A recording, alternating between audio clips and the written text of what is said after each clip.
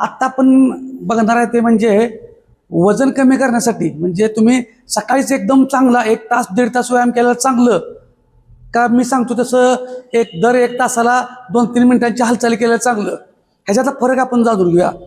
आपल्याला जर पोट आणि वजन कमी करायचं असेल तर दिवसातल्या प्रत्येक तासाला 2-3 मिनिटं थोड्या थोड्या हालचाली करा. त्याच्यात दोन्हीचा फरक सांगतो. त्या 2-3 मिनिटं हालचाल केल्यामुळे काय होतं, तुमचं मेटाबॉलिझम ऍक्टिव्ह राहतो सतत, आणि त्याच्यामुळे फॅट बर्न व्हायला मदत होती, सारखे कॅलरीज बर्न करतं.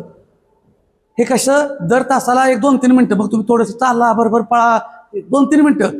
जसं व्हिडिओ दाखवतो आपण 2-3 मिनिटाचा व्यायाम करा. वेट लॉस फॅट लॉससाठी हे. पण जर तुम्हाला स्नायूंचा म्हणजे मसलचा व्यायाम करायचा असेल तर मात्र 1 तास 1.5 तास सकाळचा कुठल्याही सकाळी संध्याकाळी व्यायाम करून तुम्हाला त्याला रेस्ट द्यावी लागते, आणि त्याच्यातून पण वेट लॉस होतो. पण डाएट त्यावेळेला कडक करावा लागतो. कोणता, मसलचा व्यायाम केल्यानंतर. आणि जो आपण रेग्युलर घरगुती खातोय त्याला तुम्ही सातत्याने हालचाल केल्या की त्याला एवढा डाएट कडक पाळायला लागत नाही. पण मसलचा करायला लागला की तुम्हाला डाएट मात्र कंट्रोल करावा लागतो, बराच कंट्रोल करावा लागतो. म्हणजे मसलचा व्यायाम करून तुम्हाला जर वेट लॉस करायचा असेल तर. त्यामुळं तुमचा गोल काय आहे, फिटनेसचा चांगला गोल ठेवायचा आहे, वेट लॉस फॅट लॉस करायचा आहे, आणि जास्त कडक पथ्य कुठली पाळायची नाहीत.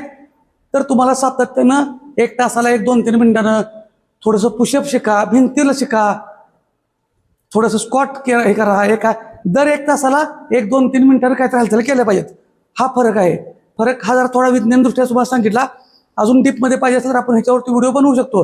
हे साधं गणित मला वाटतं सगळ्यांना समजत असेल. त्यामुळं दोन्ही व्यायाम तेवढेच महत्त्वाचे आहेत. फक्त तुमचा गोल काय आहे तो तुमच्यावर अवलंबून आहे, आणि मग त्या दोन्हीचा चॉईस करू शकता. आणि अशाच माहितीसाठी 100% फॉलो करा.